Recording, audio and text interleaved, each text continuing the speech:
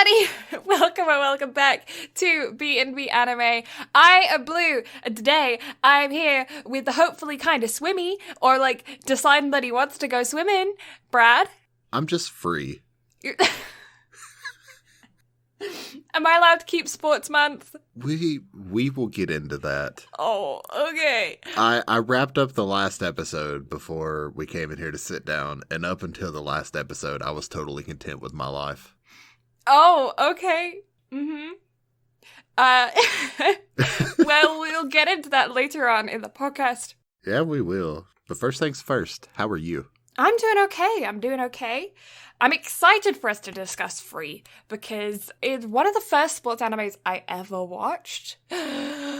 Got me into the genre of, like, modern sports animes, because obviously I'd watch, like, Prince of Tennis and stuff that are, like, iShield 21 as well, that are, like, older and more... 90s? More 90s, more extreme, less real sport, especially iShield 21. iShield 21 is not actual American football at all. Mm-hmm. It's frickin' superheroes on a field. I highly recommend you watch it. It's a huge laugh. There's so many episodes. It's like Prince of Tennis, so it's one of those ones that's really good to just catch a couple episodes here and there while you're waiting, like, in the middle of a week for your next episode to come out of whichever show you're watching. Or if, like, you need a break between something really heavy, like you're watching Your Lie in April or something, you need a bit of a break. But you can't take a break in the middle of Your Lie in April. You just gotta finish it. Like, enjoy the feels. Okay, sure. You say that. I feel very differently about that. What? You enjoyed that. Uh-huh. Yeah, the emotional drainage. Great time. Of course. Yeah, no, me and you live very different lifestyles with our emotions. I don't talk about my emotions, and that's why I'm now seeing a psychologist again. Yay! I mean, you don't talk about your emotions, but you just like to just hit me with a fuck off right before we start recording. I do, because you hit me with one of my biggest pet peeves that you know is my biggest pet peeve. I didn't finish it. I knew where you were going. I knew where your brain was, and you were being cheeky about it. What? No. He was doing it intentionally, guys. He's mean to me, and it's my birthday and everything. Well, it isn't today, but it is the day this releases. Yeah. See, this podcast is going up on your birthday, but it's not actually your birthday the day that we're recording it. It still counts. Right now is totally my birthday. Yeah. Yeah. That's how that works. Sure. Well, just for future sake, happy birthday! Aw, thank you very much. Yeah. My birthday was supposed to be on Remembrance Day. How fun would that have been for a birthday? Rip to everyone whose birthdays are on Remembrance Day. I'm sorry they hold a 2-minute silence and always have an assembly. That must suck when you go to school. That's a thing? Yeah. Oh, yeah, I forget you don't have it in America. So Remembrance Day is a thing in the rest of the world that had the Second World War. Just, I think it's only America that doesn't celebrate Remembrance Day that partook in the Second World War. And probably, like, Japan and Italy and Germany probably don't as well. I don't know, though. But I know that Canada... Is it mainly just because, like, the war wasn't held on our shores? Well, it wasn't held on Canadian shores either, but they celebrate it. Yeah. Interesting. I don't know. I don't know why America doesn't. But yeah, so we have a thing called Remembrance Day on the 11th of November. And it's just that's what it is. It's a Remembrance Day. You have a big assembly where you learn about the First and Second World Wars, and you, like, if there's any surviving members of, like, people that fought in the Second World War, then they come to your school and, like, do a talk about it, and then you have all of your vets come in, and they do a parade, and then, like, you sing the national anthem. Sometimes you'll sing, like, in Flanders Field, if there's, like, I don't know, people always put that to music and sing it in choirs and stuff. That sounds like Veterans Day. Yeah, it effectively is, school. But America does it different. America does it different to the rest of the world. As usual, America likes to be different. What? Yeah. No.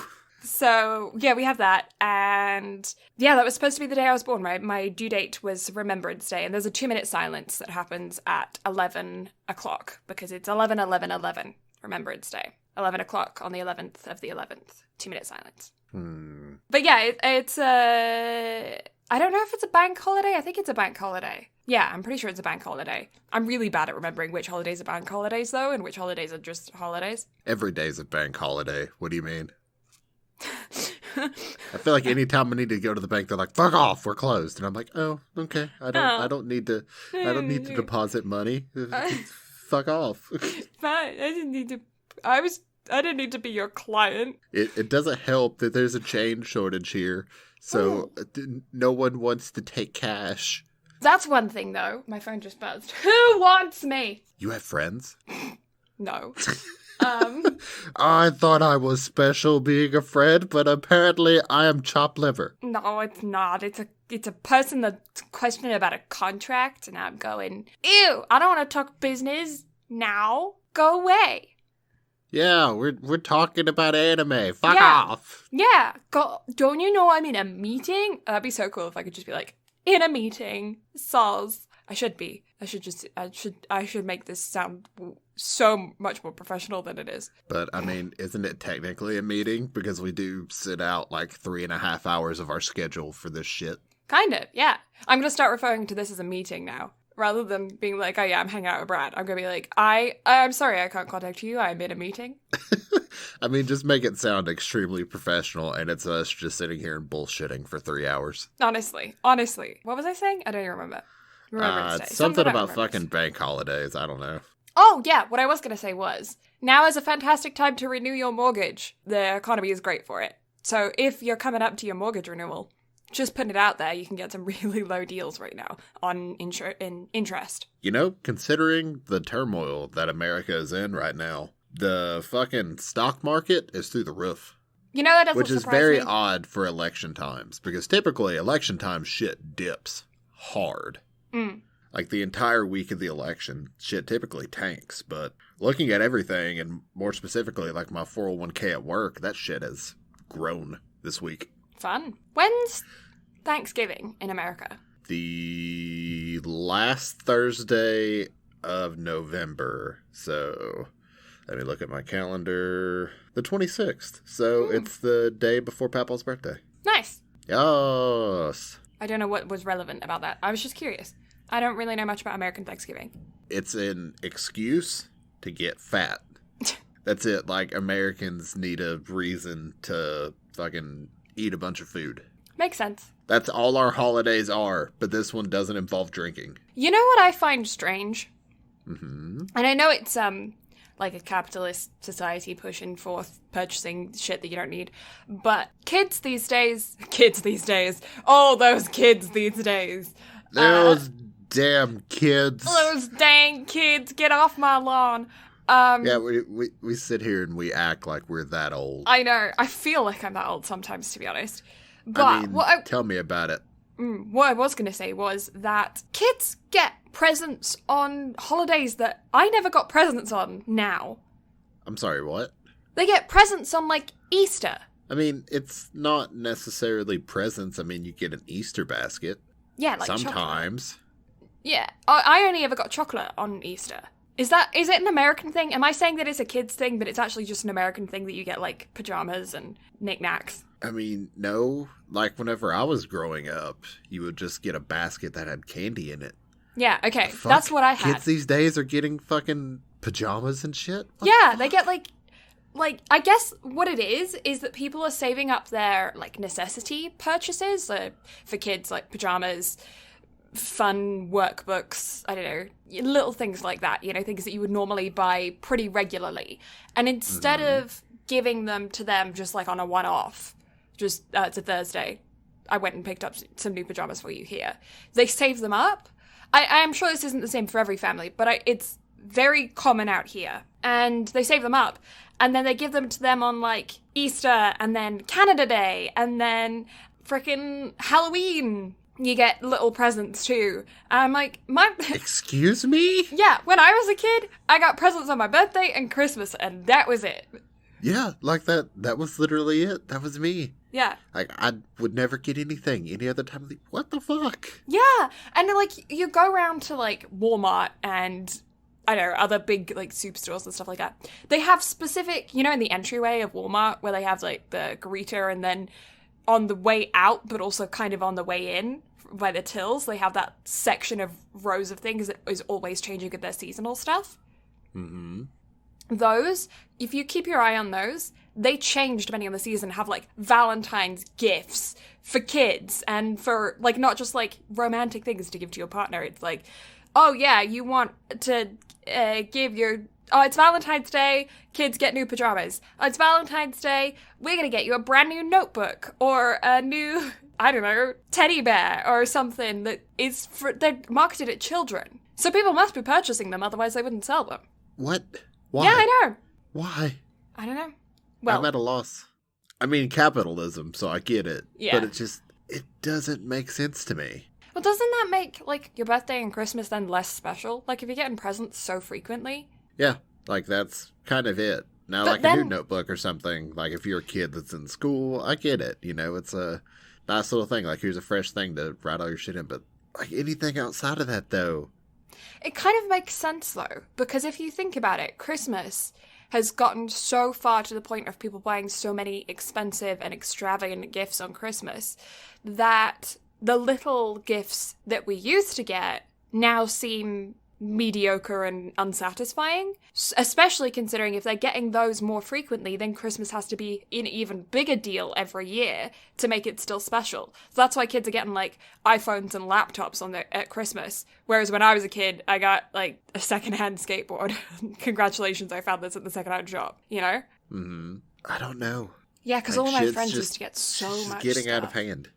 It is, it's insane. What happened to getting an orange in your stocking and leaving it at that? Wait, I'm sorry, you got an orange in your stocking?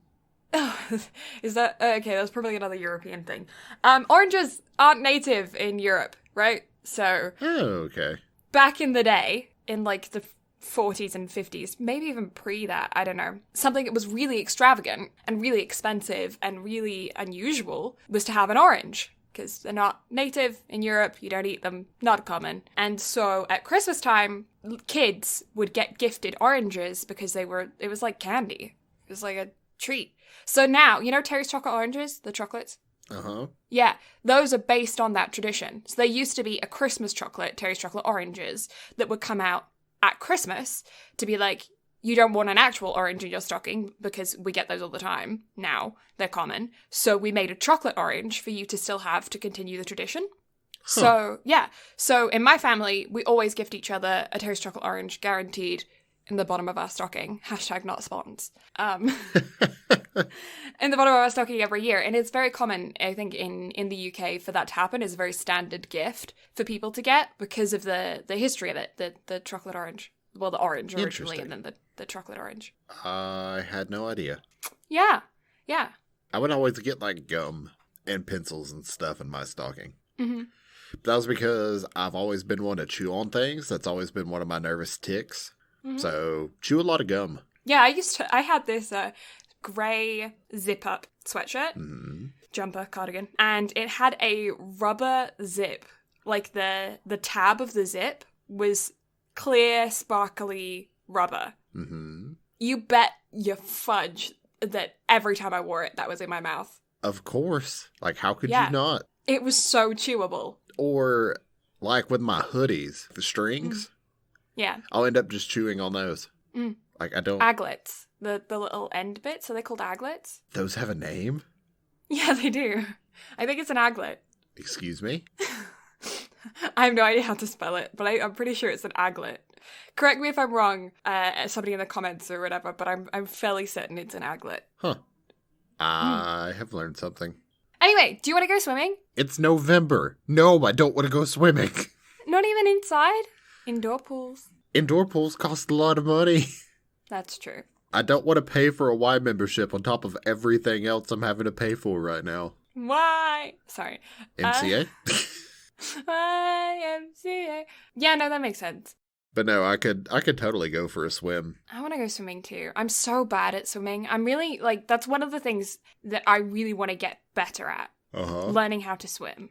Mm-hmm. Because I can swim, but I can't swim, if you know what I mean. Oh? Like, I won't die. I can keep my head above water, and I can move from A to B. But I've never had a swimming lesson my whole life. Mm-hmm. My dad taught me. My dad never had a swimming lesson his whole life. My mom taught him.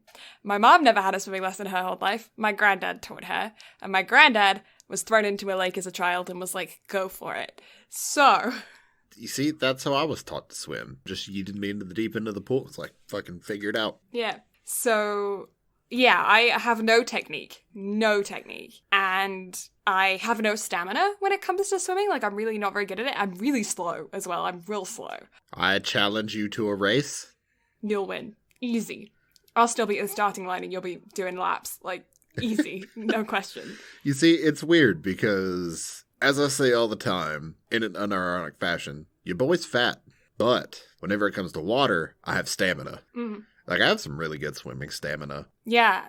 I wish I could swim better. Because back whenever I was living in Clayton, and I was swimming every day during spring, summer, and early fall, I was going to the lake every day after I got off work, and I would have about an hour or so of sunlight to go. So I would...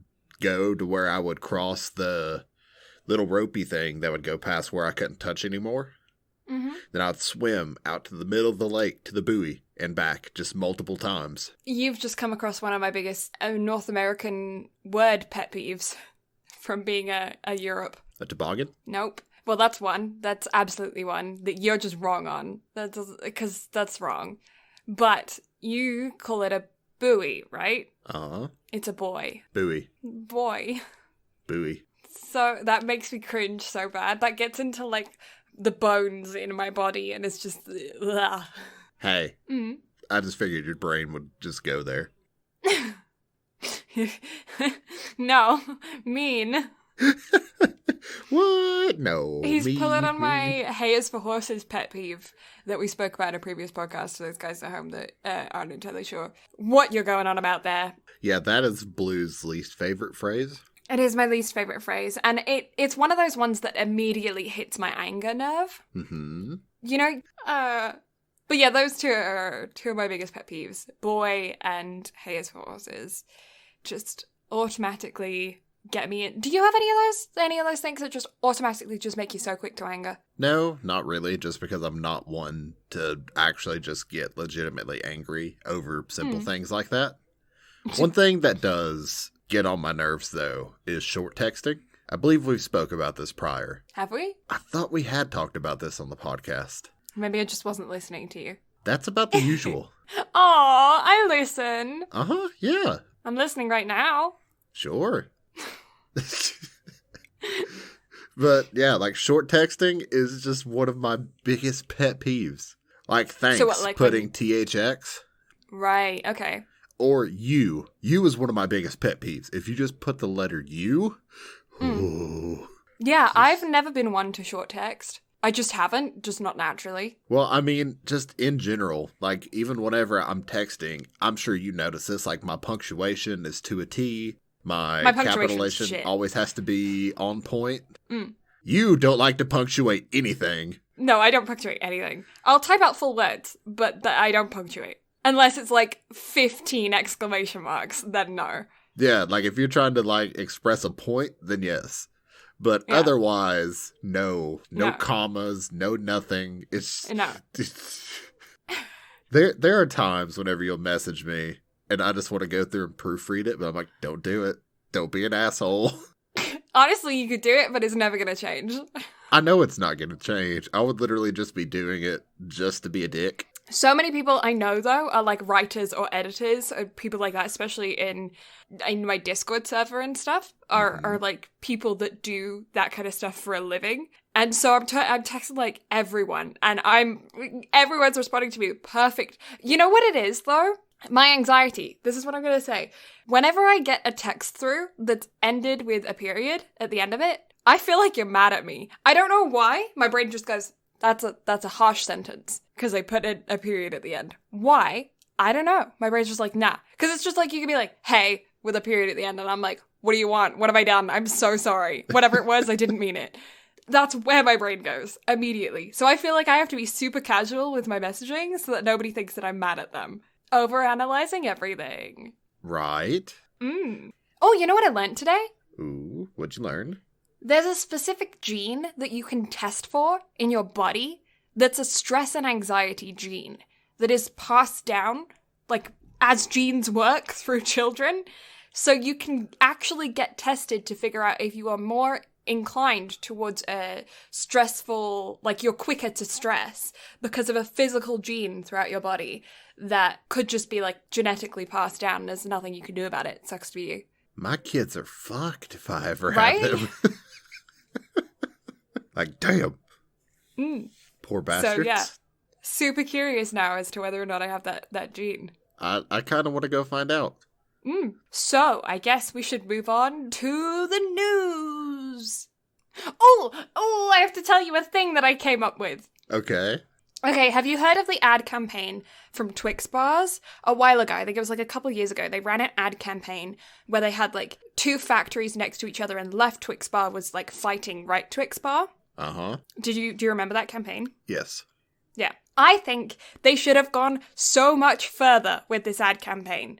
Okay. I think what they should have done was, I think they should have released left Twix bars and right Twix bars, like sold them individually. Say it's the same Twix bar, but they just put on the package left Twix and right Twix. I think they did. And I think, did they? I think they did. Okay, I don't remember them doing so. If they did, then I think they should have come out with a second ad campaign, like a couple months after, with whichever Twix bar sold the most, bragging about having sold the most. And then I think that the other Twix bar, so say right Twix bar wins, left Twix bar should then go and have like a master scheme to try and sell more Twix bars, to sell more of the left Twix.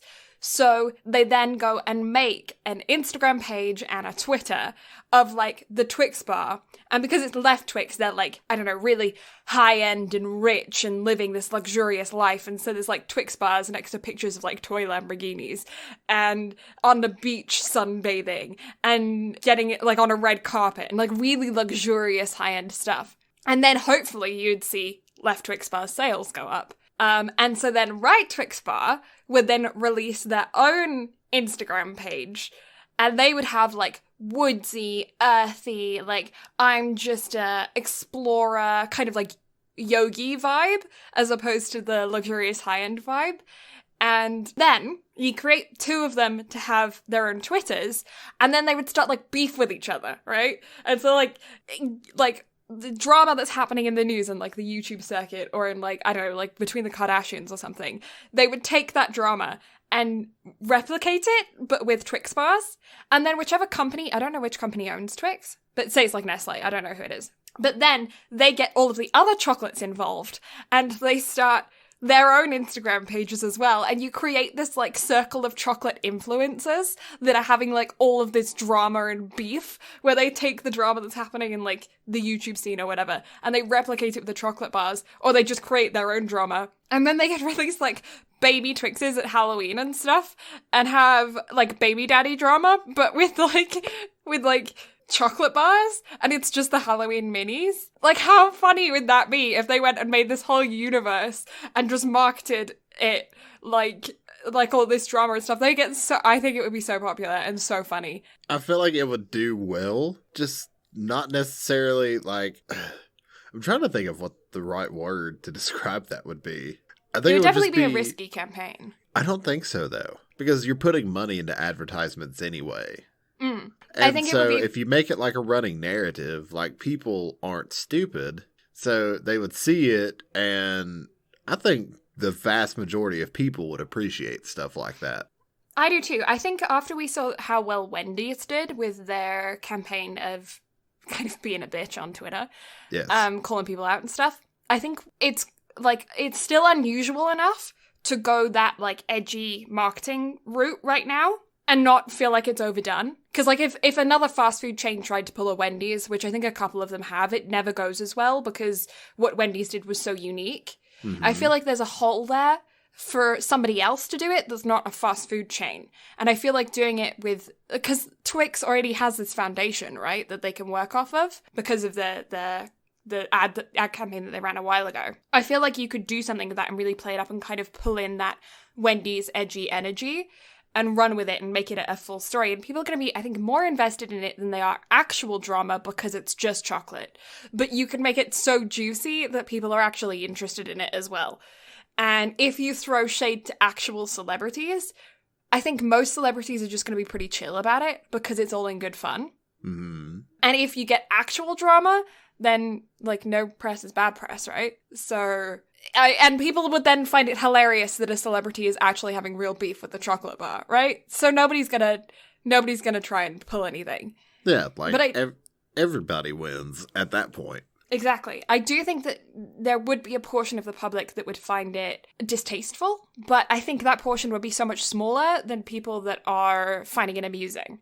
Mm-hmm. I think it would just be a situation of, like, the older generation versus the newer generation. Like, the newer generation would find it absolutely hilarious. Yeah, and the fact that they could have a direct consequence to the play out of the events via purchasing the chocolate bars. Like, the more left Twixes are bought, the more that left Twix like wins and starts like bragging and stuff on Twitter, and like every month they could release like a new stat as to which chocolate bar is doing the best. Mm-hmm. And you could even do it like a reality TV show. They get voted off the island or whatever.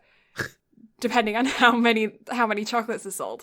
And I think it would be a really good campaign. I feel like they could have done so much more with it than that. I could totally see it playing out as like a WWE storyline, like loser leaves town type stipulation.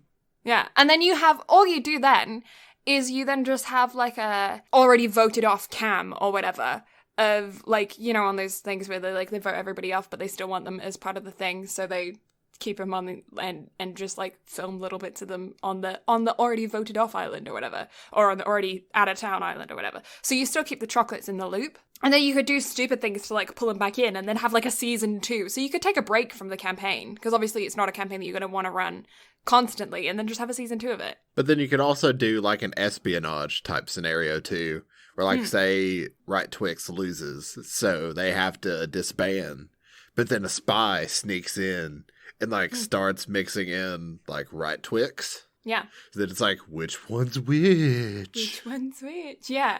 And then if they're really smart about it, they could then go for like a documentary series with Netflix or Hulu or whoever wants to run the deal of creating the campaign and have all of the like the writers and stuff in the room that are creating the narratives and the storyline. And I would film it throughout the process because I know it's going to be a success. Like it's a pretty, I feel like it would do pretty well. I feel like it's a pretty guaranteed success considering that their previous ad campaign was really, it went down well. Like it's a campaign that people remember. Like I just had to say, do you remember that Twix campaign of the 2 verses? And you remembered it, right? Mm-hmm. If it was a bad campaign, it wouldn't have stuck in your brain. You'd be like, where? So it was clearly a successful campaign. So then they can pretty much guarantee that continuing it, pushing it further, would do well. So then I would contact like Netflix or whatever and create like a behind-the-scenes documentary to then be released during mid-season of like the 2. Or like if you want to test it for the first season of releasing this and then have a second season of the drama, and then do like you could do little shorts of like reality TV between the chocolate bars and have it really lame, like people's hands are in shot holding the chocolate bars, like really lame. That's how I'd do it. I wouldn't do it seriously. I'd make it purposefully cringe, and then I'd do it behind the scenes to have like actual people that are like in the writer's room as such, recorded and released on Netflix. And then I would get in contact with like Lamborghini or I don't know, whoever for like the Instagram pages and like actually get spons. Wouldn't it be hilarious? I think it'd be so good. I think it'd be great for sure. Yeah, I just think it really would be great all around because I think everybody would enjoy that without a shadow of a doubt. Yeah. So if that campaign all of a sudden pops up, somebody owes me money. Agreed. I'm suing. We here at the BnB Anime will sue for our share. But yeah, that was a thought that I had anyways. So, on the thing of, like, behind-the-scenes stuff and whatnot, I found something out the other day. Oh yeah? What'd you find? So, for Season 3 of Chiai-Furu, the last thing that they uploaded was a making-of episode. So, I really want to cover that just so we can watch that episode like we did with Dr. Stone. Yeah. Because that intrigues me with how they did that show. Yeah. It's such a good show, too. I'm surprised you didn't want to cover that for Sports Month, because it technically counts. I feel like I'm still kind of a little bit sad from the storyline, and I need more time to recover before we watch it again. How are you sad from the storyline? You didn't finish Season 3. Or did you finish it and not tell me? Maybe, I don't remember. I just remember I just think of it and I have a hole in my heart, so... So news? Yeah, news. Sword Art Online Alternative GGO manga set to end in 3 chapters. Oh, okay. I actually really enjoyed the little spin-off anime series that they did of the GGO setup. Mm-hmm. Mm-hmm. It was a really nice little story about a short, tiny human being who put all of her points into agility. Mm-hmm. So she's tiny. She wears nothing but pink. She has a pink P90 and is like a god at the game. That's how everybody treats her. She's like unbeatable, and she's tiny and pink and cute, and everybody's like, oh my god. Aw. But yeah, it's a really nifty little story, so I hate to see that it's wrapping up in 3 chapters. However, I hope that means that we'll be able to get a second season out of it before it goes. Because I haven't heard anything about a second season being announced. However, considering it's ran as long as it has, I think it deserves a second season. Next piece of news. Next. And I also find this very topical for the show that we're covering today, which, if we haven't said already, or if you haven't picked up on all the jokes that we've been making, we're covering Free this week. Free Iwatobi Swim Club. Season 1. Yeah, first season. Because I don't know if I want to watch anymore after this. No, you absolutely definitely need to. We'll get to why. You absolutely definitely need to anyways, because there's a movie coming out in 2021 that I want to cover, so... We'll see. Mm-hmm. So, the studio that did Free is Kyoto Animation, which I messaged Blue the second I realized it, and I was like, oh my god! Yep. But yeah, so Kyoto Animation has been honored with the 2020 Diversity Award from Women in Animation. Oh, cool. So, that's really awesome. Like, I'm excited to see that, and to see that they got recognition over something like that. Yeah. Or just to see Kyoto Animation being honored in general, because that studio's been through a fucking lot. But also, they are, in my opinion, one of the best animation studios. So, good on them. That's exciting. Like, that's awesome that they ended up getting that. Next piece of news. Sony is nearing acquisition of Crunchyroll. Yeah. Because I know we talked about it earlier this year. With Sony balking at the idea of paying, I think, $1.5 billion to acquire it. Yeah. However, I think they put a bid in for like $929 million, I think sounds right. And that is being highly considered by AT&T at the moment. Yeah, I don't know how I feel about it going to Sony. I am not a fan, just because Sony also owns Funimation. Yeah, I feel like it would kind of monopolize the anime dubbing industry, or like subbing, dubbing. It's just gonna mess up the whole licensing dynamic. Yeah, I agree. So I'm not a fan of this acquisition happening. However, I just don't know how it's all gonna play out. If they acquire it, what's gonna happen? Yeah. I hope they continue the same dynamic that they have now of the two entities just staying separate. Yeah. Because Crunchyroll is doing a phenomenal job of its originals and just building its own brand name with dubs as well, because it does a great job with the dubs that it has. So it would be in Sony's best interest, in my opinion, to keep the two as separate from each other as humanly possible. But I guess time will tell. And finally, last piece of news. Can you guess what it's about? No. I have no idea. What have we talked about the past 2 weeks? The election. No. Try again. I don't know. My brain's fried. I've had such a long day. Demon Slayer. Oh, obviously.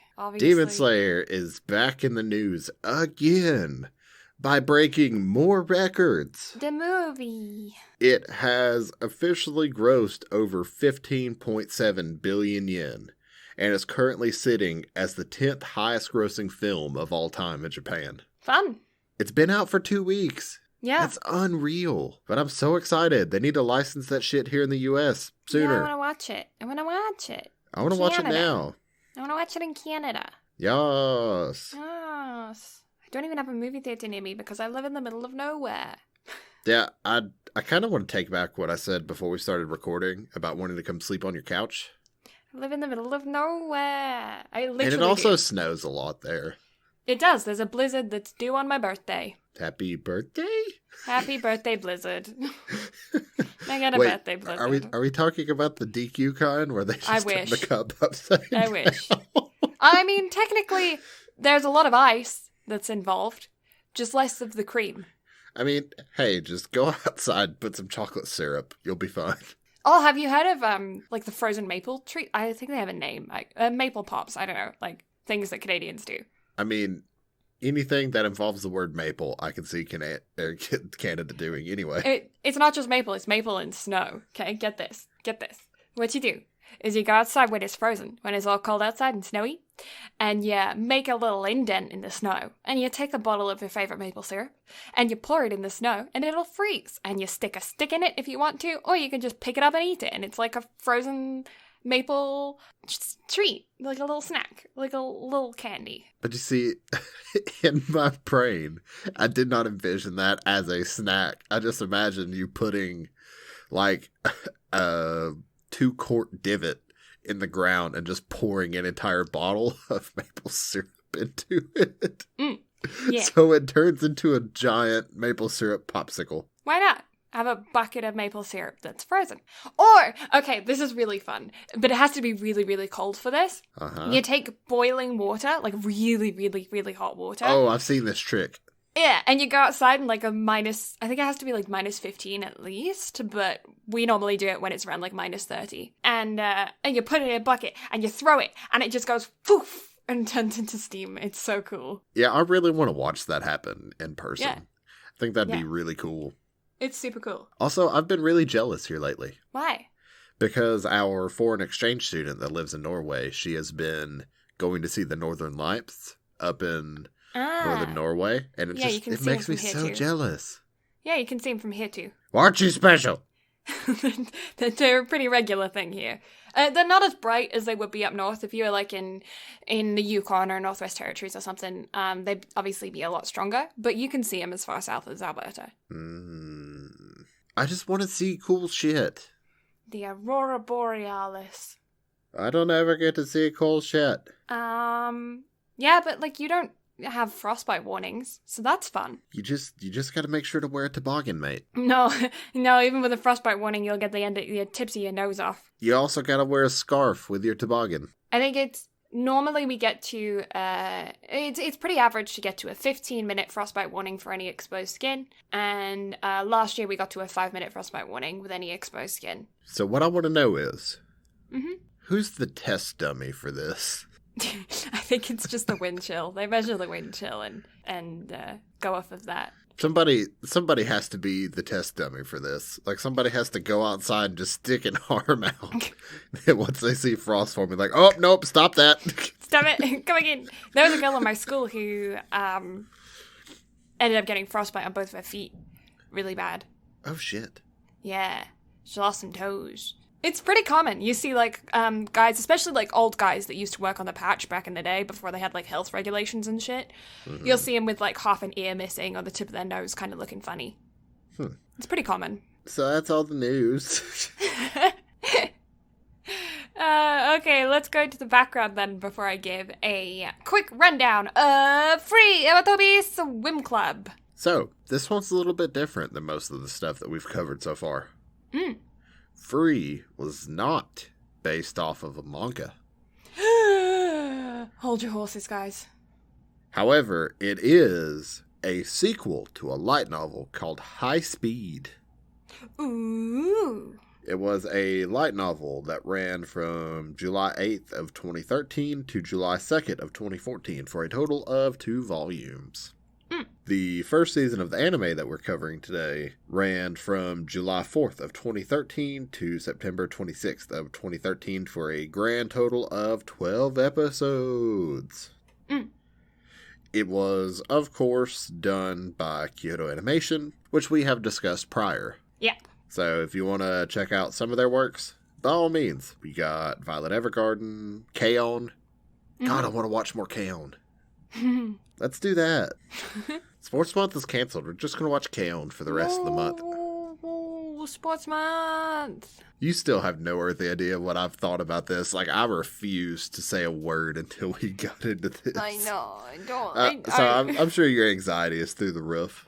You're doing, funsies. But you should have expected this after Free. Yeah. Not Free, after Dive. Yeah. Yep. You asked for this. Well, you asked for a swimming anime. No, you suggested a swimming anime, and I said, sure, why not? I wanted to cover Chihaifaru, but you said you couldn't do it. What's the problem?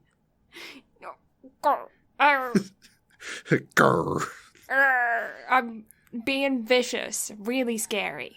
Oh, is such scared. I'm so scared of someone who's 4'3". I'm getting smaller. It just keeps getting worse and worse. One of my best friends is 5'1". Mm-hmm. But I keep giving her so much shit. I'm like, oh, Gary's 4'3". Oh, she's 4'1". I think last night I got down to like 3'6". Oh, you're 2'1". I mean, that's probably going to be my next one. Why not? Why not? But I really enjoy that dynamic, and also the fact we call each other Gary. I mean, why not, right? I mean, I could go into the backstory behind that. I think it's better left unsaid. I was going to say I'm not going to. Yeah, just leave it as Gary. Anyways, do we have any more background, or is that all the background? That's all the background. That's all the background. Okay, in that case, it's my turn. I flew through all my bits. What's wrong with me tonight? I don't even know. I don't even know. Free is about a group of high schoolers who decide to start a swim team in their high school because it doesn't have one. And they all used to swim back when they were in elementary school. And it's about their relationships with each other and with one specific member, but a couple people from a school that is really close to them, that is a sports school and has a really competitive swim team that like places really well and like regionals and nationals and stuff. So it's about their relationship with some of the people from that school. It's about them starting their swim team. It's about them either discovering their love of swimming if they weren't previously a swimming athlete, or rediscovering their love of swimming if for one of them who specifically left swimming and is now coming back to it. It's competitive swimming, so you're looking at like your typical stuff in the Olympics, your freestyle, which is kind of where we're centered around with our main character Haru, who only swims free. But then you've also got, like, the butterfly front crawl, that kind of thing, and then also the relay medley race. So those are the kind of things you're looking at, and they're competitive, so they're going to tournaments and sports anime stuff. That's kind of it. There's no real, massive plot line that I can get into without spoiling some stuff within the first couple episodes. So yeah, that's your overall. It's a swimming, sports anime, teenagers, centered around boys, swim team, and this is one of the most shipped animes of all time by our BL fan club, I'll say. By the BL fan club. No shit. This show is nothing but male plot. Mm-hmm. It is. It really is. It's funny because there's a beach episode. Two beach episodes. But the whole anime is a beach episode. They're swimming, they're in speedos. The whole anime is a beach episode. How many screenshots did I send you of that chick just fucking fangirling over muscles? Over muscles, yeah. Yeah, it really is. This is their kind of... What is that anime? Oh shoot, I can't remember. The one where it's like butts and boobs that are like fighting each other off a platform, and it's like girls. And I'm sorry, what? Oh shoot. This is an anime? Yeah, there's an anime for it. I've watched it. It's hilarious. Keijo. It's I would say it's the equivalent of that, but it's absolutely not, because this is serious and it's like meant to be serious, but it has as much plot as that does, except for the anti-gravity boobs that Keijo has. But yeah, there's a lot of bare chests. But I also don't think that if you're a straight guy or a girl that is not interested in guys, or, just not into the BL kind of thing, I don't think that this is an anime that you're going to be turned away from, necessarily.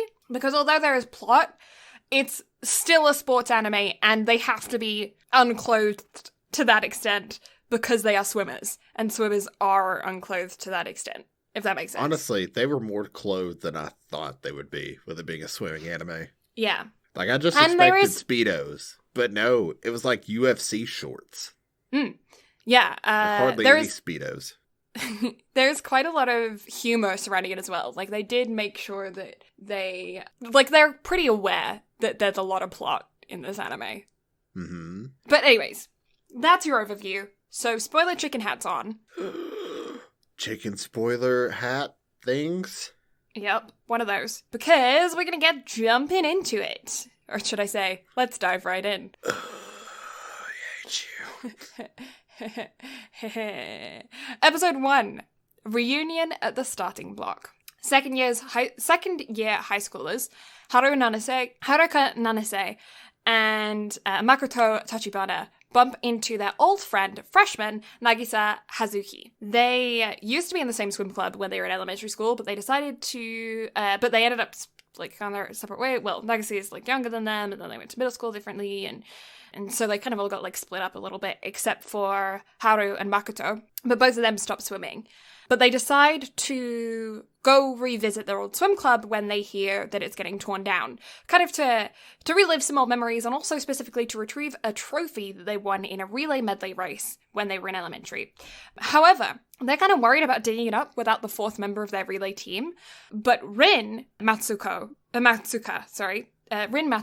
is actually there already, because he left to go to a swimming school in Australia, but he came back when his sister told him about them being at the school, so he came back and he already dug it up. And he is a very different demeanor to what he used to have when he dug up their trophy from the time capsule. Haru and him nearly race in the pool, but it's empty. And they have this like really tense rivalry between the two of them. They run into Rin's younger sister, Go, because she actually goes to their school as opposed to his school. And she tells them that Rin is going to Samezuka, a swimming boarding school kind of thing, now that he's back from Australia. And they end up going to that school to see him and to check out their swim team and the pool there after school hours. And they bump into him and they face off. Haru and Rin finally have a face off right at the beginning. What did you think about his shark teeth? That's my initial question. Big file. Big teeth. File. I just kept thinking they must be so sensitive. Like, could you imagine if you actually did that to your teeth, how sensitive your teeth would be? I think about how bad it gets whenever I eat ice cream and stuff, and I just cringe the entire time. Mm-hmm. And I don't understand why they did it either. Because he's the bad boy. Excuse my voice there. Excuse me. Somebody got excited. He's the bad boy. He's got to have shark teeth. That's how that works, right? No. Design flaw. Right off the bat. Yeah, I don't know why they gave him shark teeth. I don't either. I mean, I'll give it a pass. But why? Does someone explain that to me, please? Yeah, it's one of the only things in this anime that's like... I think it is the only thing in this anime that's kind of like a non-human element. Like a thing that wouldn't actually happen in real life. Mm-hmm. It's like, how did you get a full set of canines? Yeah. I really want longer canines. Why is that such a thing to be like, I want fangs? It's the weeb coming out. It's the weeb. It's also just that, like, I like the idea of biting things and being able to, like, grip in really well and then, like, shred it. You know, like, biting a pillow and then, like, pulling your teeth away and all the feathers just go poof. Like, how satisfying would that be? I'm scared. Do you not feel like that? Do you not feel like the pressure on your teeth would feel really good? No. Oh. Maybe it's just me then. Write in the comments if you're scared too. I don't know, something about like having really intense teeth is just really satisfying to me. As a vegetarian, maybe it's just like I'm not getting my need to eat animal kill thing from my brain, being like, I haven't eaten meat, you must murder. You know? Like your survival brain, ugh, I'm a caveman thing going. Help me. Do you know what I mean though? I'm not crazy, right? I mean, I am crazy, that's why I'm seeing a psychologist, but, like, I'm not actually crazy, right?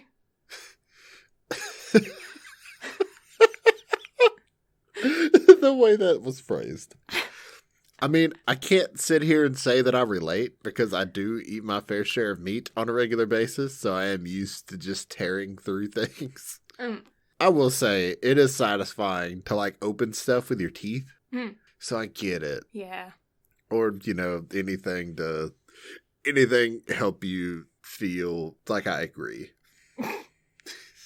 I think it's just when you have braces for so long, then after you get them off, you just want to, chomp.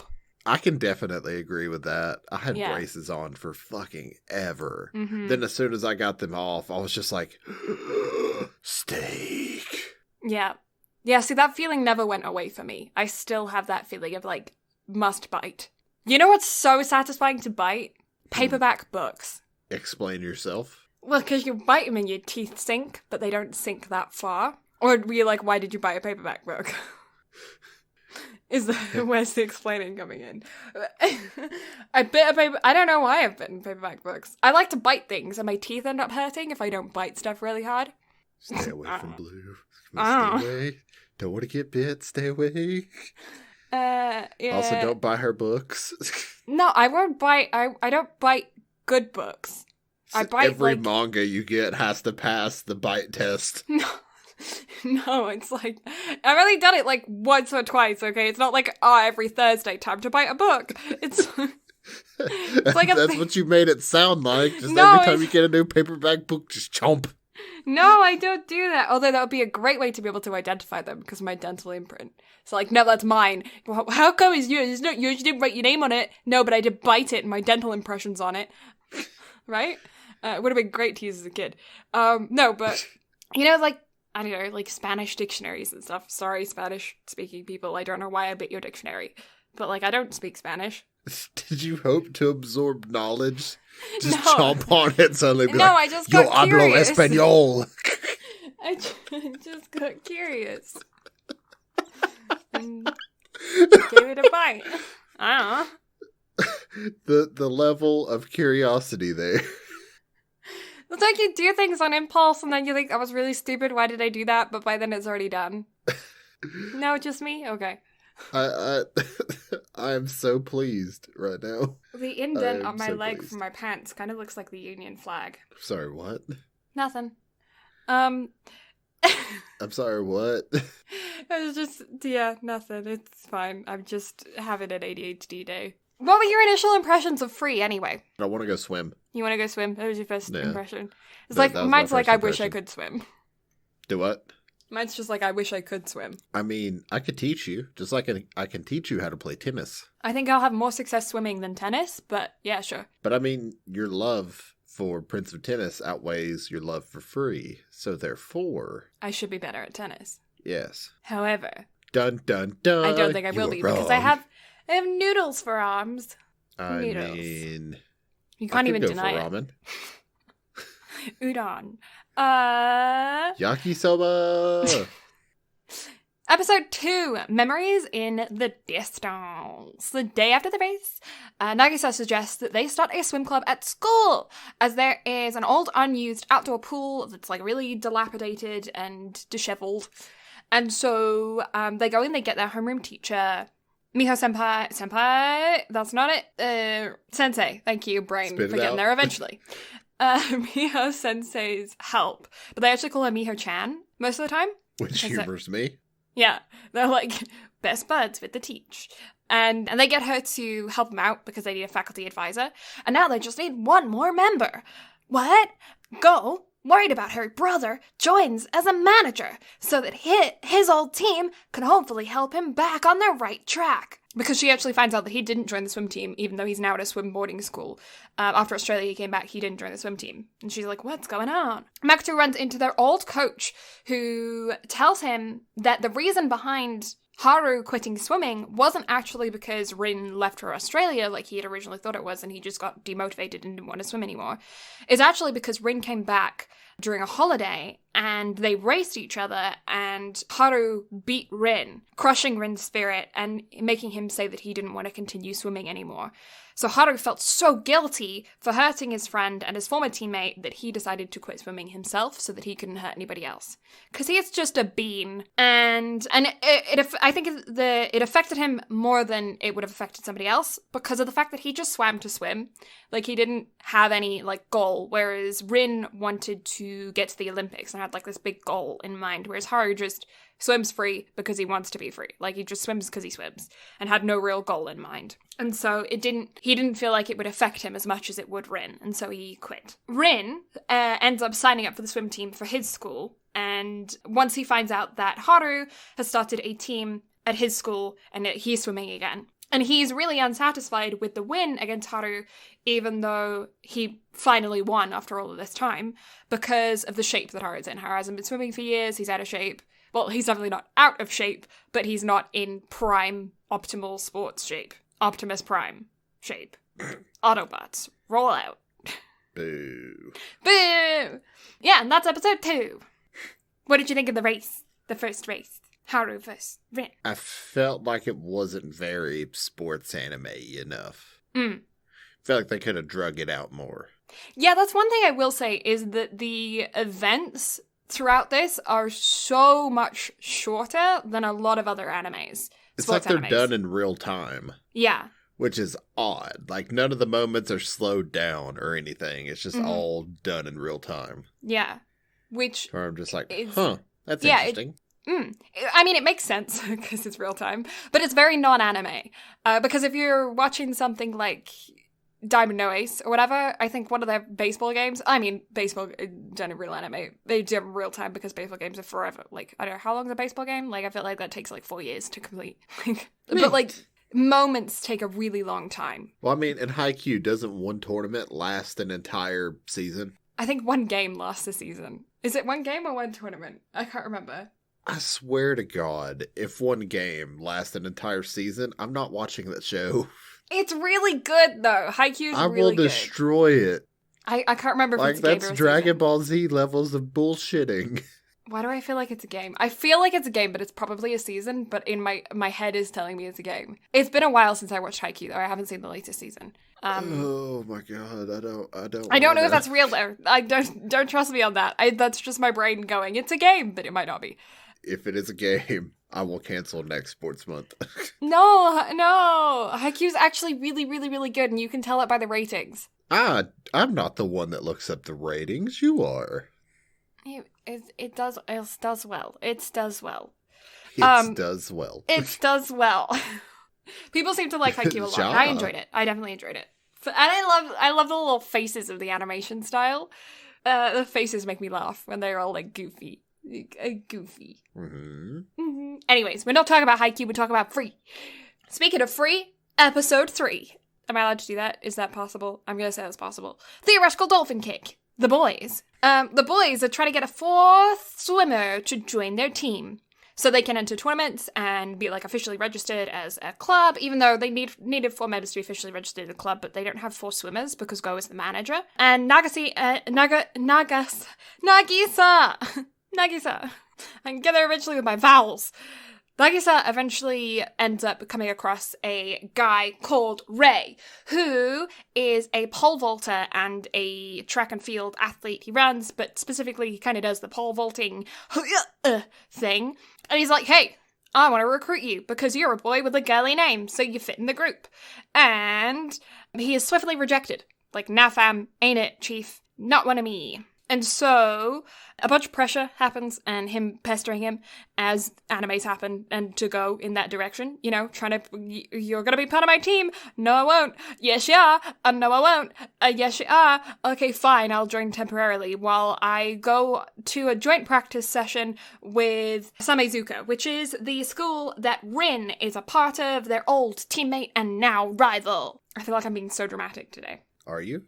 Maybe not any more than normal, but it feels like I am. But it turns out that Ray can't swim! Oh my god, how's he gonna be a swimmer if he can't swim? And he is really, like, down on himself about it. He's feeling all, like, sad. I'm not gonna swim, I'm just gonna go back to my track and field. And then Haru swims, and he swims so beautifully that Ray is like, oh my gosh, I wanna swim.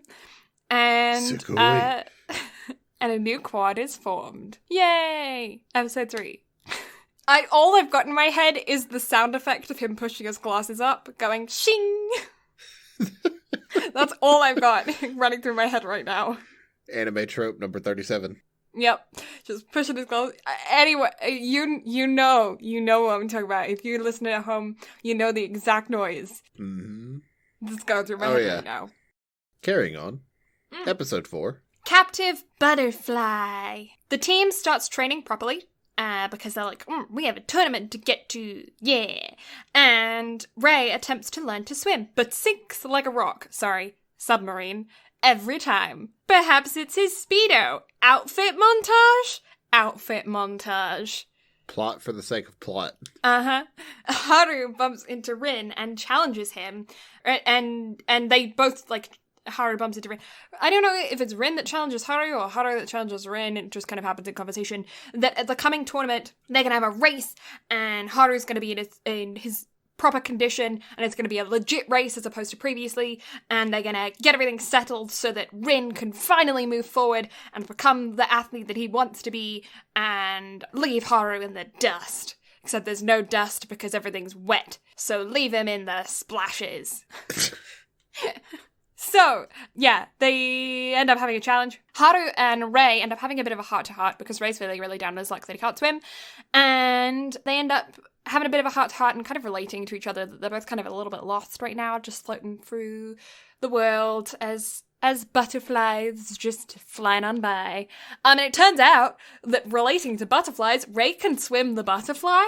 What? It's the only stroke that he can swim? How convenient. What? Convenience for the sake of convenience? No.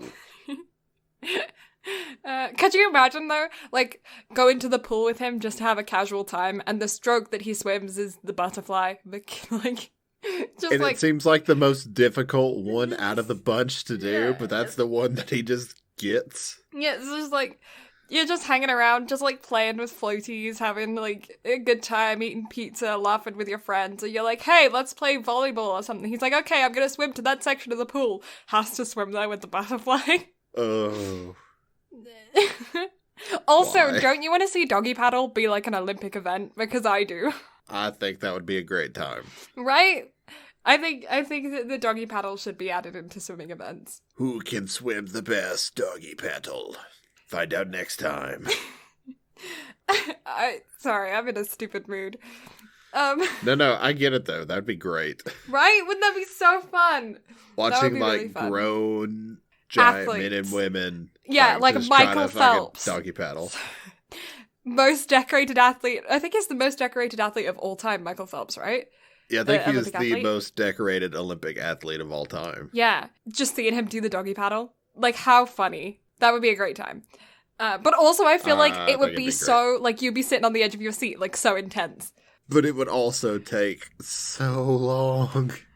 I'm so curious. I want to see him. I want to see Michael Phelps do the doggy paddle.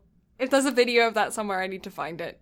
Because that would be so funny. I would be greatly amused. I have a feeling that I'll end up, if you find this video, that I'll end up getting it. Yep, you will. If I find it, I will send it to you. Like, if I could find, like, Tom Daly just doing a cannonball instead of his, like, triple back somersault dive bombs. I don't know what he does. Belly flop. Yeah, Tom Daly belly flopping. Like, that would be funny. I mean, he did when dives went wrong, but, like purposefully belly flopping. He goes for what looks like it's going to be just so graceful. And then just flop. Just starfishes. Yeah, that'd be great. I have such an itchy nose, it's not even funny. Somebody is like, what is it? Jen? Itchy nose is... Is Jen around? Maybe she is. I don't know. I've been chit-chatting with Jen. I need to work on her commission. Ooh. Episode 5, Trial in Open Water. Goal finds herself a training program, sorry. It fits because she's a girl with a masculine name. She finds herself a training program from the old swim club that used to use the building, and they decide to hold a training camp beach episode part 1. However, they be broke, so they go camping on a beach. Do. I'm glad it wasn't only my brain that went there. Good. I'm glad we're on the same wavelength. And they're gonna go swimming in the ocean instead of a luxurious pool. Haru is concerned about... Oh my god, let's go swim in the ocean. What? They go swim in the ocean? Why are they even swim in the ocean? Don't you know if you swim in the ocean, you have more buoyancy, so it's easier, except there's waves, which makes it harder. Oh my god, they also gotta worry about salt. Ew, and your hair? Gross. Oh my god, and also when you're at the ocean, you got sand and Ew. like, Ew. fucking sand. Excuse me. I'm swimming in the ocean instead of a luxurious pool. Haru is concerned, though, because Makoto is scared of the ocean. Samezuka is on the same island? What? How convenient. What is this? The school that is their biggest rival is training with their training camp on the same place that they're having their training camp? Whoa. Plot. And, yeah, they go training. They do the swimming. But Ray is falling behind, and they only managed to complete half of their first training, the training regimen that they were supposed to complete. They only managed to do half of it on the first day, and they're feeling kind of a little bit down, but the rest of the guys are kind of like, oh, well, we're just getting back into it, pick themselves back up again. But Ray is feeling, like, really down on himself because he's used to being this super competitive, top-of-his-league athlete with track and field, like, he was doing pretty well, and although his coach did say that he was kind of stuck with where he was, he kind of hit a bit of a wall with track and field, but he was also, like, it's a sport he's very familiar with. He'd gotten a lot of awards for it in the past, stuff like that. And now he's feeling kind of, like, out of place, out of sorts, with a new team in a new sport, with only one event that he can compete in, and he's not doing so hot. So he decides that he is going to be real smart, like, the most smart, you know? And after they've all stopped for the day, and they go to bed, he's like, you know what I'm going to do? I'm going to swim in the ocean at night with nobody knowing about it. I thought that was going to go in a completely different direction. What direction did you think I was going to go in? I thought he was going to go crab hunting. Oh. Isn't that what you do when you go to the beach? You go out at night and go hunt crabs? I just went during the day and went rock pooling. But crabs? There are crabs in the rock pools. But they're easier to see and catch at night. But you can't see anything. So you take a flashlight. But then it's all cold. I forget you live in hot weather place. Yeah, you damn Eskimo. Well, the ocean experience I have... what a toboggan is? The ocean experience I have is British, so still cold. You need to just come down here and visit. It's too hot. I get too hot. My body is not built for heat. I overheat very quickly. So do I. That's why we go swim. I get really sick with air conditioning. Air conditioning makes me really sick. I guess it's just because you're not used to it, considering air conditioning doesn't exist in Canada. No, like, it's not a thing. We don't have it installed in our buildings. But yeah, it makes me feel really, really sick. Excuse me, I'm dying. Are you good? No, I'm good now. But, like, when I go outside and it's really, really hot, I'll overheat. And then I'll come inside, and air conditioning is too cold for my body. Like, my body temperature is... what, like, standard air conditioning is set at is too cold for my body. So that's, like, me wearing a sweater. That's, like, jumper weather. And so, but then, of course, I'm wearing clothes that are designed for outside. So they're very, very, like, cool clothes to put on. And then I overheat outside, and I come inside, and I get too cold. And I never reach my, like, comfortable body temperature. And it makes me feel really, really sick. And a couple of times I've gotten, like, really, like, ill from going from, like, hot places to too cold to too hot to too cold. I don't get that in Canada, though, with the heating. I don't know why, but, like, if I go outside, I think it's probably because you bundle up when you're outside, so you never really get too cold. Like, your limbs get cold, but your chest and stuff doesn't get too cold. Mm-hmm. I don't know. Anyways, I went on a rant there. We could not be in the same building together. No, one of us would always be uncomfortable. I keep my house at 18 degrees. Yeah, that's way too cold for me. I would be in layers. I would be comfortable, but I would definitely be in a hoodie. Like, I just feel like it's comfortable in that. Because you're not hot, so it's comf. And besides, who's not happy wearing hoodies? That's true. I wear hoodies and fluffy socks all year round. So see, there you go. It'd be fun. Yeah. I love blankets and hot water bottles. Blankets! Hot water bottles! We went through episode 5, episode 6. No, we didn't quite finish episode 5 because we went on a rant for being an idiot. Yeah, so he goes to swim at night. He's a big idiot. And a storm rolls in because convenient plot. And Makoto ends up seeing him, but ... cliffhanger. Naked? Episode 6. No breathing. Shock. Haru and Nagisa hear the commotion and jump into the ocean. Commotion in the ocean. Following Makoto. Makoto freezes because of his fear, but Haru manages to save him. Nagisa going after Ray. Ray feels bad, man. He feels real bad. Like he should, because he's an idiot. And everyone ends up taking shelter in a haunted lighthouse and play a bunch of games. They have a heart-to-heart, some team bonding. Makoto reveals why he was scared of the ocean, because old fisherman friend that he got too close to when he was a kiddo died in a storm, and it kind of scared him from the ocean when he was a kid. And then there's a really pretty night sky scene that's just nice animation. But mate, it's Kyoto. Of course it's going to be nice animation. I know, but that scene was really creative. I liked the looking up and then looking down into the puddle and them all seeing, like, that was cool. Yeah, that was really cool. I enjoyed that bit. Mm-hmm. Episode 7. One style final. I can read one style final. Can you though?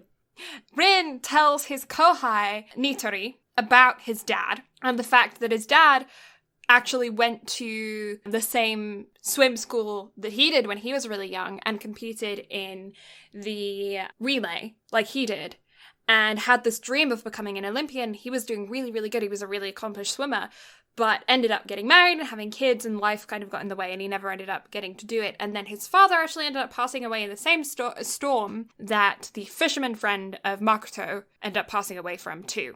And he says that he is trying to follow in his father's footsteps, and he was doing it so closely that he joined the swim team with his friends and joined the relay and won the relay the same way that his dad did. But now he's still kind of stuck on this thing with Haru, but he's opening up a little bit more about his dad, and we learn some more of his backstory. And he feels that he just can't move forward without beating Haru. So there's a lot of pressure on this race with Haru. Haru and Rin end up actually being in the lanes next to each other when the tournament comes around, because it's debated as to whether or not Rin slowed his time on purpose to be in Haru's group, in his qualifying group, because that's what he said. But they may have just been next to qualifying times, and then he was being sassy about it and was like, well, I slurred my time to be next to you, you know? So that's up to viewer interpretation, I guess, as to whether or not you believe he actually slowed his time down, or just said he did. Oh my god. Oh my god, he's so sassy. And they end up racing. Haru loses, and Rin promises that they're never going to swim together again. Ever. And it's dramatic and angry. Angsty teen vibes. And he's mean about it, and Haru's upset. Why you gotta be so rude? So rude. Episode 8, Revenge in the Medley. None of the other boys actually ended up qualifying in their events for regionals, and all four are really sad about it and leaving their journey, especially after Nagisa kind of picked him back up after his loss with some team bonding, you know, nothing like team spirit. But all is not lost dramatically, because that's the way animes work. Because Go reveals that she actually signed them up for the relay medley and just didn't tell them secretly. She was like, oh, it's a big secret. I actually signed you up for this as well. Unfortunately, Haru had already went home by the time she reveals this, and they can't find him. They can't get a hold of him. He left his phone at home, and he's not at home, and they all go and try and wait at his home. Everyone's really worried about him because he lost this race and he was feeling pretty down. And yeah, they don't know where he is, can't find him. He's at the pool. Like, I don't know why they didn't check there first, but you know. Everyone thinks everyone thinks that he's not going to want to enter the relay because of his relationship with Rin and everything that happened with him. But with the help of a sleepy Makoto and a very confusing voicemail, Haru is in! They race the next day, Rin watching the team he used to be in from the sidelines. Episode 9, Hesitant. Loosen up. Getting intense now, boy. They win! Yay! Haru was feeling confused and shitty because of everything that happened with Rin. But now he's feeling better because he's reminded himself about the power of friendship and his love of swimming with the team. So they go to the summer festival to take a break. But when Rin shows up, the boys start acting like his ex-girlfriend showed up or something. And they're like, hide him! Don't let him see! He's gonna burst into tears. And you can completely see how fans went absolutely crazy with the ships in this show. Because they fully played into that when making this. Just a hair. Just a hair. Just a smidge. And Rei follows Rin around and ends up seeing him in a really vulnerable moment in front of their old elementary school. When Haru learns about everyone hiding Rin, he assures them that he's fine and that he wants to race with them again as a team and that he loves them and that they're his friends and it's all happy. Except for Rin, he's sad. But everyone else is good. The power of friendship. Friendship? No. Never. Nobody has What friends. is friendship? What is... I don't know, it's foreign to me. It's a foreign concept. What is friendship? Friendship is Friend, an itchy don't hurt nose. me. Oh my god, I'm dying. Okay. You good, mate? No, I have a freaking itchy nose. It's so bad. Jan, damn it. I'm like trying to get it to stop itching. I keep thinking I got a hair on my nose, but I genuinely don't. I've checked it like 5 million times. I'm just dying. Okay. Episode 10. Irritated Heart Race. Don't ask. Don't know. Rin's childhood flashback. We go to the flashback with the four of them, him moving to the school, becoming friends with the four of them, him setting up the relay race, Haru not wanting to be part of the relay race, him persuading him, them being all good friends, competing, winning the race, him going to Australia, like that whole shebang all happens in flashback. And Ray is also feeling really, like, second best to Rin. You know, he's the replacement butterfly swimmer in the relay. He's kind of feels like a replacement friend, a secondary friend. Like, he's not supposed to be on the team. He's like, you know, substitute.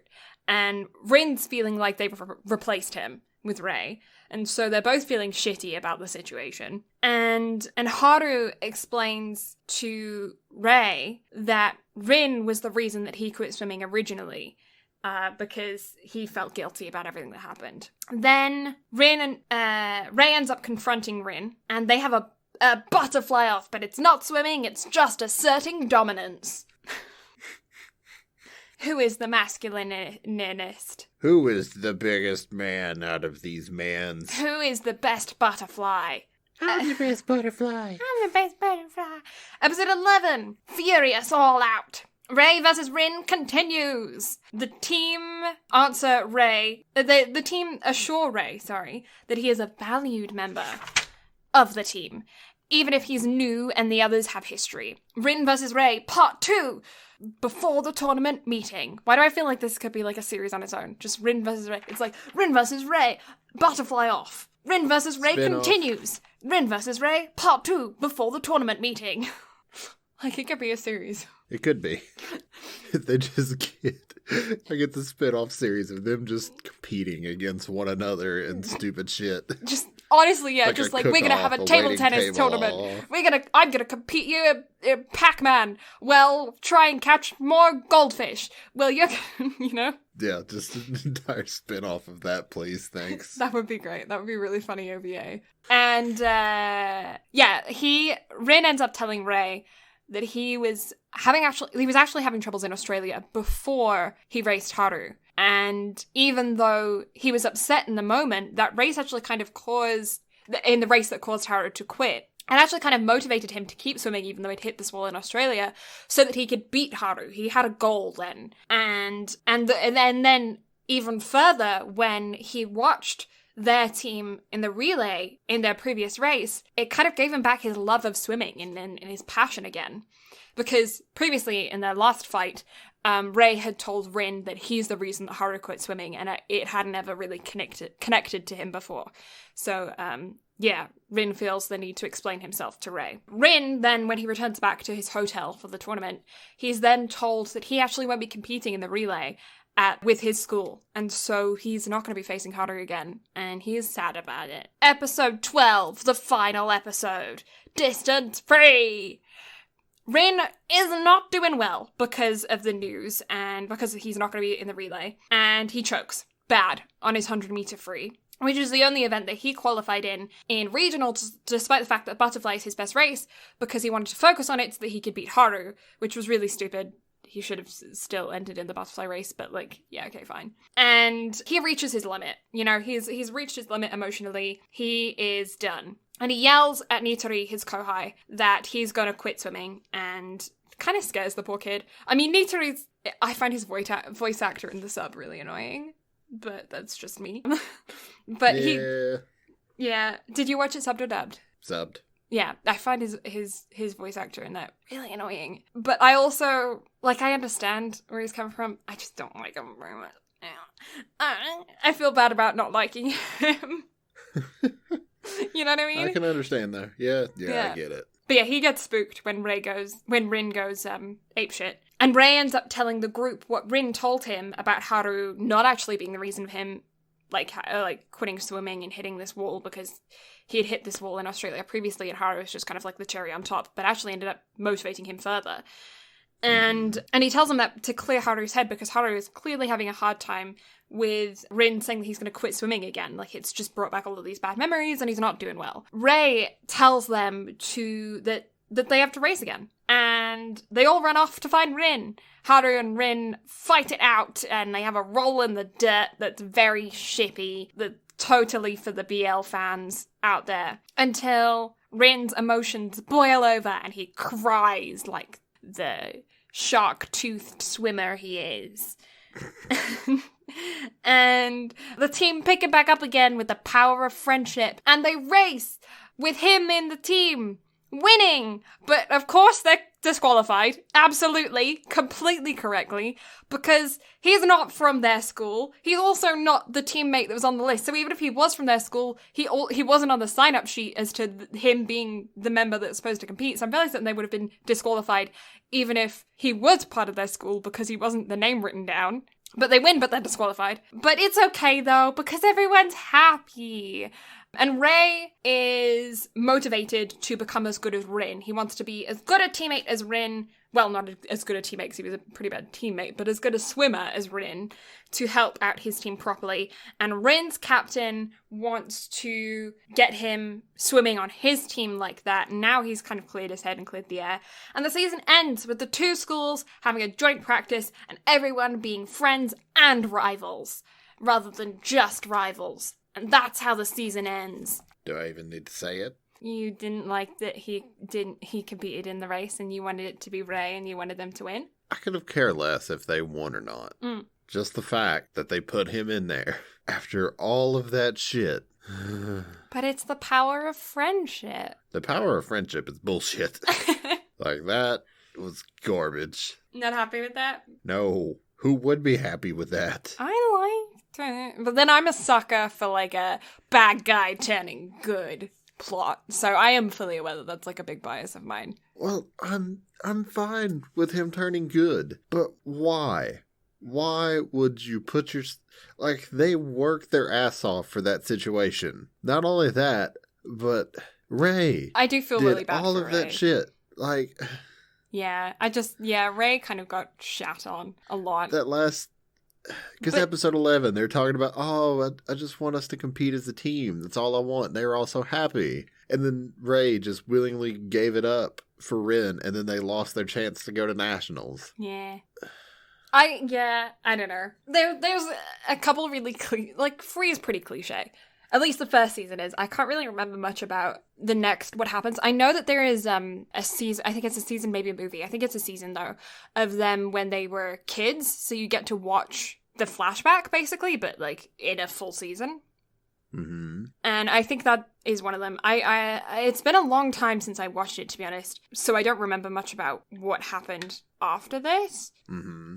But... yeah, there's a lot of cliche stuff in it. The show, for me, it's just a pretty feel-good show. It's nothing like a high-class... You know, you don't watch it to... It's not like an Oscar-winning movie. You know what I mean? It's like a fun movie, like a shoot-'em-up. It's like the equivalent of that, but anime for me, sports anime. It's just like a little bit of fun. Alright, what do you rate it? I'm gonna give it a 6.5. Because one of the voice actors pissed me off. Sorry about that, but it did. There's a lot of very convenient plot, and the actual swimming events weren't long enough. Those are my 3 things. But again, it was realistic.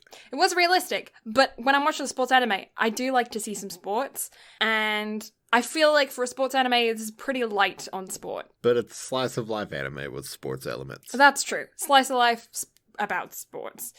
Rather than sports about slice of life. Yeah.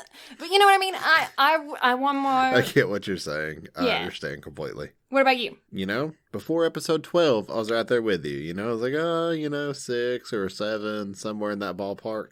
No, this shit literally took a dive. Huh? I get it. I get it. I'm unsatisfied, but I get it. The last episode drops it to like a 5. Yeah. For me. Just... honestly, I want to rate it lower, but I can't judge an entire show off of one episode, considering I enjoyed a lot of the stuff up to that point. Mm-hmm. Because even the tropes, like, I found it funny. Yeah, there's quite a lot of humor throughout the show that I didn't really talk about in the notes. Things like the teacher being a swimsuit model and trying to hide it throughout her whole time. Yep. That's really funny. That was a funny trope of her being like, you know about swimsuits? You're the perfect teacher for us to... You had a previous job working with a swimsuit company. You're a perfect teacher to be part of our faculty advisor. And she's like, and they're like, yeah, tell us about professional sports swimsuits and the technology that goes into them. And she's a bikini model. Like, that was really funny. I mean, just their interactions and whatnot. It was enjoyable. And even the tropes were funny. Mm-hmm. So I enjoyed it. Like, it really wasn't bad by any means. It's just... That last episode just made me so mad.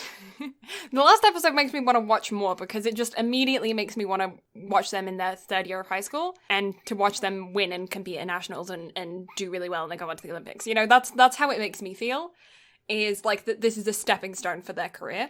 But I completely understand how it's not satisfying in itself, you know? What did we watch recently that I would say I felt more satisfied than watching this? What was it? Because we watched something recently where I was like, fuck that. The last three that we've covered have been My Hero Academia, Deadman Wonderland, and The Promised Neverland. I felt more satisfied with how the first season of Tokyo Ghoul ended than this shit. And that's saying a lot, considering you dove straight into season 2. Mm-hmm. Have you finished season 2 yet, by the way? You know, I don't remember. I have no memory of that. No memory of starting into season 2? Genuinely none. And you got like 3 or 4 episodes in, if I remember correctly. Yeah, I'm trying to... What the... You know what happened? My laptop broke. What? Yeah, my laptop broke. And so I lost progress of where I was. I think that's what happened, is my laptop broke and I lost progress of where I was. And because I watch all my anime on my laptop, obviously, rather than sitting at my desktop. And when I managed to get it up and running again, I think I just forgot. I have such a bad memory. Oh my god. Getting to know, like, this podcast has made me aware of how bad my memory is. This podcast has made me aware of just how shit I am at explaining things and trying to get my feelings out. Aw, express I'm the yourself. detriment to this podcast. No, you're not. You're an asset. No, I'm just an sooner ass. you start believing it, the sooner everyone else believes it. I don't know how that saying goes. I don't remember. I must first believe in myself for anyone else can believe in me. Yeah, some shit like that. It's the truth. Yeah. OPED, what did you think? OP, meh. I like the animation style. I hated the song. There's a lot of, like, dubstep throughout this anime. I really enjoyed the dubstep. Yeah. Like, it would just kick in at the right times, and it was really enjoyable. It does date the anime, though. I will say that. The dubstep. Yeah, it definitely dates it. Yeah. That's okay. Like, I'm with it. Hands down. Because, the animation style doesn't look out of place from something that you would see today. Just because it's Kyoto, that's why. But the dubstep is what makes it look like it's from 2013. Yeah, it dates it. Just a hair. Just a little bit. And the OP also has elements of dubstep in it, if I remember correctly. Don't even remember. It just felt very, like, boy bandish. Fitting for the show, to be honest. Yes. But I agree. Yeah, the OP wasn't great. But the ED was good. I enjoyed it. Yeah. But still, I think my OP for the year goes to Tony Kawa right now still. Yeah. I just really like that classical Japanese music mixed with rap. It's awesome. Yeah. So good. My favorite OP that didn't come out this year, but I first listened to this year, is Tanaka-kun. I'm excited for our anime awards episode. I'm excited too. I'm gonna have to go back through my old notebooks because I've gone through a whole notebook and I started in a different notebook. So we were on 3 notebooks this year. My first notebook was just in my odds and sods notes. It was just like my random ass notebook that I write like, I'm on the phone and I need to jot something down real quick. Notebook, you know? even though I don't talk to anybody on the phone ever, but you know. Anyway, we talked about animation. You think it's nice. We talked about the OP and the ED. We talked about the plot line. And we talked about the plot. Oh, it's a really cute little crush that the captain of Samezuka swim team has on Go. That's really cute. Mm-hmm. That's really cute, though. Also like how Go just hates her name. She keeps telling everybody to call her Ko. Yeah. Because it sounds more feminine. Mm-hmm. I really enjoyed that dynamic too. That was cute. And okay, I do have one question though. Mm-hmm. You know, in the last race, in the last relay, when they're swimming, and then as they're swimming, it turns into a fever dream, and they're all like swimming in the ocean or like with dolphins and shit. How did that make you feel? Because I felt like I was so high watching that. You see, that was probably my favorite part of the last episode, because I feel like everybody that was out there swimming finally got Haru. Yeah. Because that's how Haru felt with the water. Yeah. So that's how I looked at it. Like, I didn't look at it as being out of place. I just think with them all swimming together and like the group being back together as one, everybody was just like, oh, I get it. Yeah. No, I did like it a lot in the way that it made the swimming event seem more important, because previously the swimming events have been really quick, like we've said, and it did seem less important than the storyline between the characters. Mm-hmm. They made this last event a lot more important, the actual race. Oh, yeah. Mm-hmm. Which I appreciate. But Haru's relationship with water is very amusing throughout the show. Oh, I really enjoyed that. That was such a, like him really almost getting in the dynamic fish tank. That was really funny. So you know what my favorite scene out of the whole show was? What? Whenever Haru was sitting there on the steps outside of his house playing with the cat. Yeah. With that little wheat thing. That's probably my favorite scene. Like, that's the one thing that still sticks out to me, because it was adorable. It was so cute. Yeah, there's like, cuddling cats is kind of a theme throughout the show a little bit. Like, because I think your first appearance of Makoto right in the beginning, as the very first episode, is also him, like, saying hello to a neighbor and then stopping to say hello to a cat as well. Mm-hmm. A really, really, really tiny little white cat. Mm-hmm. Yeah, it was adorable. And you see, I'm more of a dog person than I am a cat person. And yet, like, cats in anime are just adorable. Like, you don't see dogs that often. No, but then I don't think there are as many dogs in Japan as there are cats. Like, I think people keep cats more than they keep dogs. Mm-hmm. Which makes sense, because the housing is so small. Yeah, plus keeps a rat problem at bay. But that's just me. You could have a terrier, though, or a bichon, or, I don't know, there are lots of ratters that are dogs. You could just have a bean that likes to fetch. You could have a bean that likes to fetch. She wouldn't know what to do with a rat, though. If she found one, she'd be scared of it. Probably. She's scared of so much. She's a really skittish dog, just like in her nature. Mm-hmm. Like, you move a chair, she's scared of it. One of my dad, you know, like when you're like putting on jeans, but before you put them on, you like flick them out. Mm-hmm. Yeah. She's scared of that. Loud noises. Yeah. Cedar, my other golden retriever, she's scared of everyone in the house sneezing except for me. I'm the only one in the house that's allowed to sneeze because, yeah, she's not like nobody else is. She gets scared. Well, it's because your sneezes are minuscule and adorable. But I think it's also because I spent a lot of time with her when nobody else did, because like my brother was in high school when I was in middle school. And so during summer, for like months on end, it would just be like me and her in the house, or my brother was like in the basement or like out doing something or whatever. It would just be like me and her while my parents were at work. So I think we got really, really close during that time. And I think she just got used to me, like used to my bodily functions of sneezing. And yeah, so because my mum doesn't have a loud sneeze, but she's not allowed to sneeze. Only you. Only me. Anyway, I think that's it for free. Are we free to go? I think we're free to go. I had to make one last free pun. So, you know. Are we ready for next week's topic? Next week's topic, Space Jam.